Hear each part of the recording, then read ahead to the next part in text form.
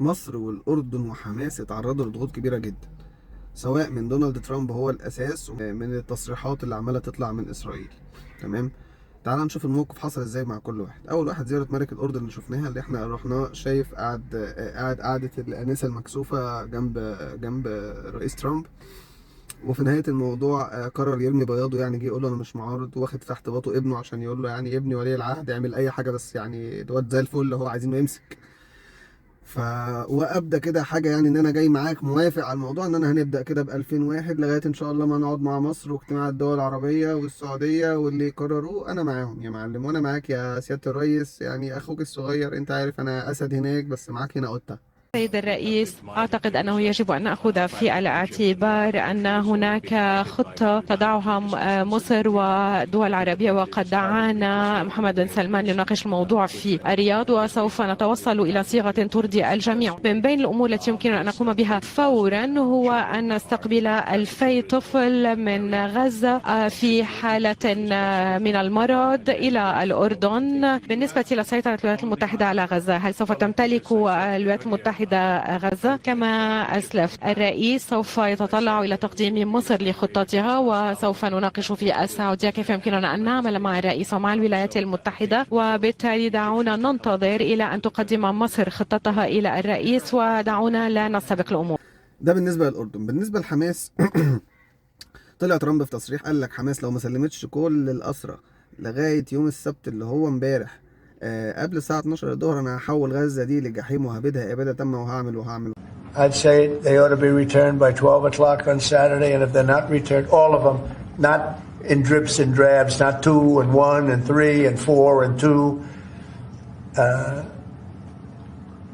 Saturday at 12 o'clock, and after that, I would say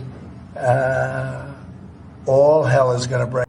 حماس الحقيقه ما اتاثرتش باي ضغوط اعلاميه ولا من شو التصريحات العنيفه اللي بيطلعها ترامب ليل نهار عشان بيضغط على مصر والاردن وموضوع التهجير اللي سخن وي وي وي، ولكن حماس بكل بساطه ولا فرق معاها التهديد بتاع ترامب. ويوم السبت كان امبارح كان بيتحايل عليهم، يا جماعه ترامب بيتحايل على حماس طلعوا 6 يا جماعه بدل 3 عشان خاطري. حماس رفضت الكلام ده على اساس ان هم اتفقوا في اتفاقيه وقف اطلاق النار. احنا يا جماعه اتفقنا على شروط 1 2 3، انتوا ما نفذتوش منها حاجه. منها ايه؟ ان احنا ندخل عربيات مثلا فيها مواد بتروليه، انت ما دخلتش غير 20% من العدد. تدخل 200,000 خيمه، ما دخلتش غير 20,000 خيمه. المفروض تدخل 60,000 كرفان ولا مش عارف كام، ما دخلتش كرفانات خالص. وبالتالي انتوا اخليتوا بشروطكم. سو يا جماعه احنا طلبنا تعملوا كل اللي انتوا قلتوه، تلتزموا باتفاقكم معانا كاسرائيل وتنفذوا كل الحاجات المتاخره باثر راجع عشان نبقى لغايه النهارده ماشيين على اتفاقنا مظبوط. ولا فرق معاهم تصريحات ترامب، ولا فرق معاهم تهديد ده ولا تهديد ده، وانا عاجبني موقفهم بصراحه. طيب نيجي لمصر بقى. كان المفروض الرئيس السيسي هيقوم بالزيارة لواشنطن يوم 18 فبراير في الشهر اللي احنا فيه ده، واللي تم إلغائها بالفعل. مجريات الأمور والأحداث عمالة تتطور بسرعة جدا هنا وهناك، وبعد زيارة ملك الأردن واللي حصل معاه وبعد التصريحات الإسرائيلية زي ما هنشوف دلوقتي كده إنه كده كده هم هينفذوا. وبيقول لك نتنياهو بيقول لك سيبك من الكلام اللي بيتقال في الإعلام، الكلام في الغرف المغلقة غير. You're wrong that a lot of the Arab nations are rooting for Israel. They want nothing to do, honestly, taking Palestinians. But I don't want you to reveal anything that's secret, obviously. But I get the feeling that a lot of these countries are rooting for you, no? You know, what is said publicly and what is said privately are two different things. You know, what is said publicly and what is said privately are two different things, obviously. Of course, I won't quote this or that leader. I'll give them their space for deniability. وفي تصريحات وبرامج إعلامية طالعين بيتريقوا علينا جدا، بيتريقوا على رؤساء الأنظمة العربية. وشفنا العائل الأردني يقعد في بيت الأبيض عم بخاف لعمي ولا كلمة. شو كيف الكلام ولا كلمة ولا والسيسي بدوش يجي. شو صار بعض زعماء العرب؟ نسيت شو قلت لك من جمعتين، الله يسامحك. لا ولا نسيت. انت ذاكرتك هون موجودة. تحت في التويتر موجود كل شيء حكيت. شو قلت لك؟ قلت لك الحكام العرب، شو خدها مني، الحكام العرب أسود في بلادهم وأرانب في بيت الأبيض. هيك بيخافوا بيغبروا. فده ضغط كبير جدا جدا جدا على الرئاسة المصرية. وكان التفكير اظن ان هم توصلوا ان هم يلغوا الزيارة، علشان انا هروح الزيارة دي احط نفسي في مزنق، يا اما احط نفسي في كلاش وهختلف معاك في الرأي وش في وش، يا اما انا هوافقك وبالتالي انا يعني بدمر القضية الفلسطينية ومش من حقي اصلا ان انا اديك حته من بلدي انا لا املكها. فالموضوع معقد جدا. الحقيقه انا كنت مشفق جدا على الموقف اللي محطوط فيه الرئيس السيسي. وبقول ليه؟ عشان ولا موضوع الاصطفاف الجماهيري، ولا شويه المظاهرات اللي في رفح، ولا كلام الاعلام، ولا كل الكلام اللي بيتعمل بشيلن بره مع ترامب او غيره. وعشان احنا هنا سياسيا عارفين الكلام ده، اظن توصلنا لموضوع الغاء الزياره. وبعدين خدنا اجراء تاني اللي هو صعدنا بمعنى ايه؟ ان احنا رقم واحد عملنا عرض عسكري في رفح من قوات الامن المركزي وقوات خاصه اسمها البلاك كوبرا. نوع كده بنعبر بنقول يعني احنا مش واخدين الموضوع ان احنا كده كده هنطاطي ونقول حاضر وامين، لا احنا وفي نفس الوقت الرئيس بيوصل ان الموضوع مش قراري لوحدي، ده قرار يرجع انا عندي وزارة دفاع وعندي داخلية وعندي شعب، وبالتالي انا مش قراري الصبح ان اجي اقول لك تعالى خد. انتوا من فترة بتيجوا علينا من ساعة ما الحرب بدأت في غزة وعملتوا مخالفات كتيرة جدا واحنا قابلناها بمنتهى السماحة، كبرنا دماغها وعديناها.